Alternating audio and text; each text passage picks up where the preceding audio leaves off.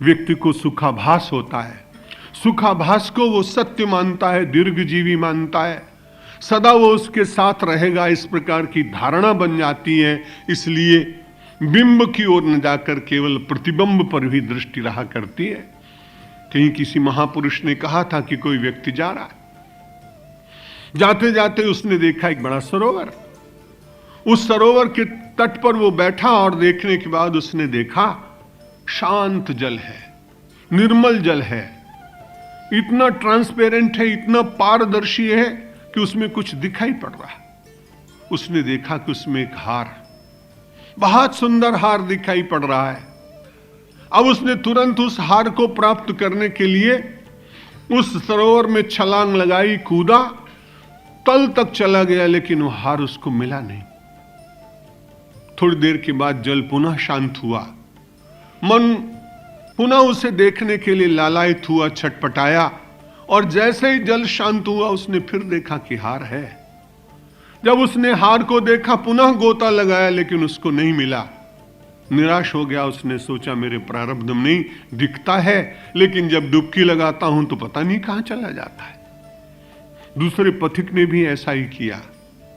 तीसरा पथिक आया तो उसने उस निर्मल शांत जल को गंभीरता से देखने के बाद जरा सा विचार किया कि ये हार यदि धातु निर्मित हो तो इसे डूब जाना चाहिए, इसलिए निश्चित रूप से ये जल के ऊपर नहीं है, ये कहीं अन्यत्र होना चाहिए।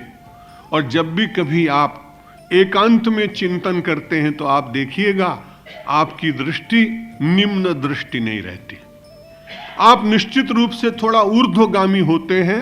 ऊर्ध्व चिंतन आपके भीतर जागता है, क्योंकि एकाग्रता का ये सबसे बड़ा प्रमाण है और एकाग्रता का ये सबसे बड़ा फल है। जब जब आप एकाग्र होंगे तब उस एकाग्रता में सुखाभास की अनुभूति होगी, और उन एकाग्रता के क्षणों के पश्चात यदि आप विवेक पूर्वक उस पदार्थ और उससे प्राप्त होने वाले सुख का चिंतन करेंगे तो थोड़ी नश्वरता का बोध होगा। नश्वरता के क्षणों में दृष्टि ऊर्ध्वमुखी होगी, चिंतन ऊर्ध्वमुखी होगा।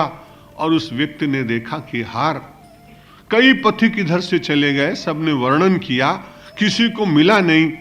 उसने ऊर्ध्व दृष्टि की, और जब ऊर्ध्व दृष्टि की तो उसने देखा वृक्ष की एक शाखा पर किसी पक्षी के द्वारा किसी राजरानी का कोई एक हार, जो उस समय वो अपने प्रासाद के आगाशी पर छत के ऊपर बैठकर अपना श्रृंगार कर रही थी, धूप ले रही थी, और वो हार वहां भूल गई थी। वो पक्षी उसे खाद्य पदार्थ समझकर अपनी चोंच में लेकर आया था, लेकिन उसको उसमें से कुछ मिला नहीं, और उसने उस वृक्ष की शाखा पर उसे छोड़ दिया। उस शाखा के ऊपर जब उसकी दृष्टि गई, पथिक बड़ा प्रसन्न हुआ। वो पेड़ के ऊपर चढ़ गया और वहां से वो हार उतार लाया। अब देखने की बात यह है, यदि वो भी अन्य पथिकों की भांति केवल उस पानी में ही हार को प्राप्त करने का प्रयत्न करता तो उसका प्रयत्न सफल न होता, लेकिन ऊर्ध्वमुखी दृष्टि हुई। उसने विचार किया कि बिंब है, कहीं बिंब अतिरिक्त है और उसका प्रतिबिंब पड़ रहा है। यदि प्रतिबिंब को द्वारा बिंब को ढूंढने का यत्न किया जाए तो निश्चित रूप से उसे हार मिल जाएगा, ऐसा विचार किया। और प्रतिबिंब देखने के बाद बिंब की ओर दृष्टि गई। दृष्टांत लौकिक है, लेकिन आध्यात्मिक दृष्टि से विचार करें कि आपको कान का सुख मिला, आपको नेत्र का सुख मिला, आपको त्वचा का सुख मिला, आपको जिह्वा का सुख मिला, आपको जगत के सुख मिले। इन प्राप्त होने वाले सुखों में मुझे और आपको ये सुखाभास है। ये प्रतिबिंब कहीं पड़ रहा है। ये प्रतिबिंब कहाँ है?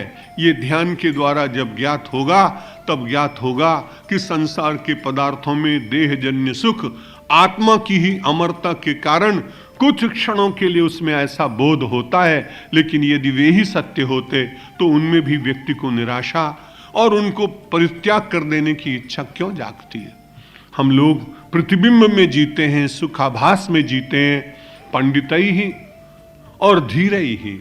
इसलिए धीर बनकर, विवेकी बनकर उस जीवन के आनंद को प्राप्त करने का यत्न करना चाहिए।